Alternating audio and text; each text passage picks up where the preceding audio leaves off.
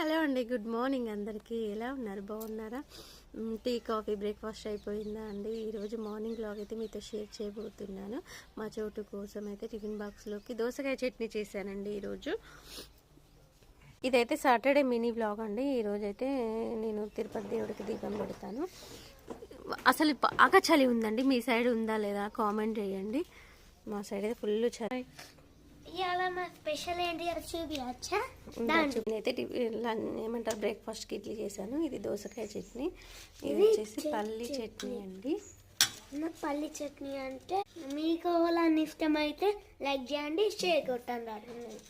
చెప్పాను కదండి, దోసకాయ చట్నీ అయితే లంచ్ బాక్స్కి వేసిన. ఇది రైస్, ఇది టీ చేసేసాను మా హస్బెండ్ కోసం. వేసుకో చట్నీ.